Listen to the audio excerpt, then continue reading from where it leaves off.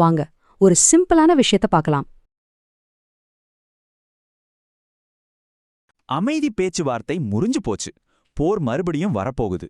இது திங்கட்கிழமை நம்ம இந்திய பங்குச்சந்தையை எப்படி தாக்கப் போகுது?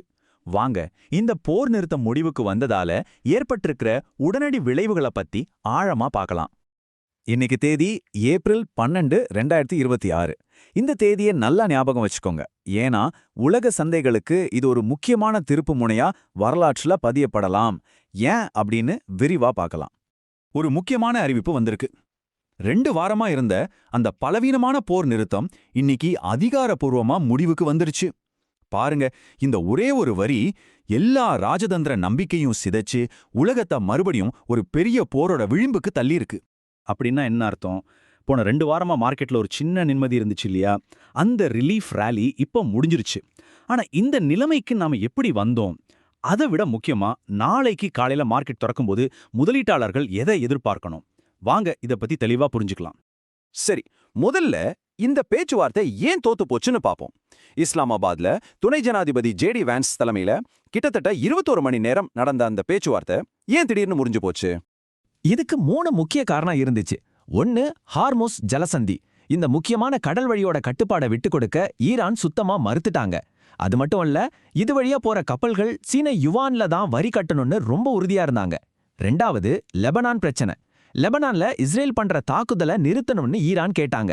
ஆனா அமெரிக்காவும் இஸ்ரேல் என்ன சொன்னாங்கன்னா, அது ஹிஸ்புல்லாவுக்கு எதிரான நடவடிக்கை, இதுக்கும் எங்க ஒப்பந்தத்துக்கும் சம்பந்தம் இல்லைன்னு சொல்லிட்டாங்க.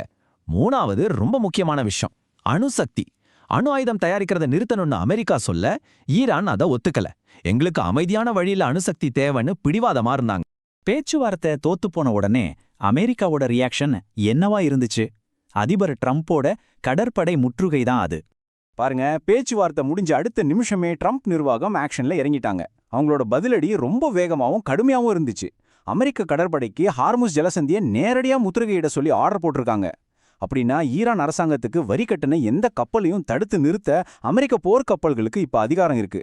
அதோட அமெரிக்காவோட சென்காம் படைகள் அந்த ஜலசந்தியில் இருக்கிற கன்னிவெடிகளை அகற்ற வேலையை ஆரம்பிச்சிட்டாங்க. இதனால அவங்க ஈரானிய கடற்படைக்கு ரொம்ப பக்கத்துல போயிட்டாங்க. கடைசியா ஜலசந்தியோட கட்டுப்பாட்டை கொடுக்கலன்னா ஈரானோட மின்சாரம் எரிசக்தி கட்டமைப்பையே அழிச்சிடுவோன்னு அதிபர் ட்ரம்ப் தன்னோட பழைய மிரட்டலை மறுபடியும் விடுத்திருக்காரு. சரி, இந்த அரசியல் பதற்றம் எல்லாம் கடைசியில நம்ம மார்க்கெட்டை என்ன பண்ணும்? குறிப்பா திங்கக்கிழமை நம்ம தலால் ஸ்ட்ரீட்ல என்ன நடக்க போகுது? இப்போ நிலைமை என்னன்னா, அமெரிக்க கப்பல்களும் ஈரானிய படகுகளும் ஒரே இடத்துல ரொம்ப பக்கத்துல இருக்கு. இதனால ஒரு நேரடி மோதலுக்கான வாய்ப்பு இதுவரைக்கும் இல்லாத அளவுக்கு ரொம்ப அதிகமாயிடுச்சு. இது உலகத்தோட எண்ணெய் சப்ளையையே மறுபடியும் முடக்கிற அபாயத்தை கொண்டு வந்திருக்கு. இந்த மாதிரி சமயத்துல வார் பிரீமியம் அப்படின்ற வார்த்தையை நீங்க அடிக்கடி கேட்பீங்க. அப்படின்னா என்ன? சிம்பிளா சொல்லணும்னா, போர் வர்றதுக்கான வாய்ப்பு இருக்கிறதால என்ன சப்ளை பாதிக்கும்னு ஒரு பயம் வரும் இல்லையா? அந்த பயத்தினால கச்சா எண்ணெய் விலையில ஏறுற அந்த கூடுதல் காசு தான் வார் பிரீமியம். இப்போ இந்த பிரீமியம் மறுபடியும் மார்க்கெட்டுக்கு வரப்போகுது. சோ திங்கட்கிழமை மார்க்கெட்ல ஒரு தெளிவான பிரிவை நாம பார்க்கலாம்.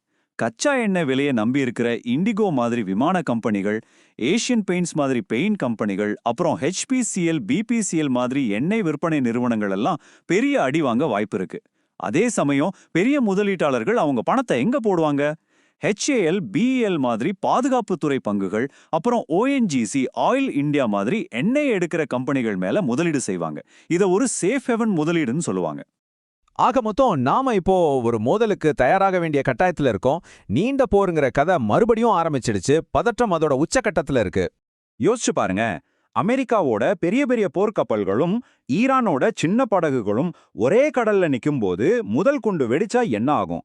இந்த கேள்விக்கான பதில் தான் வர்ற நாட்களோட போக்கையே தீர்மானிக்க போகுது.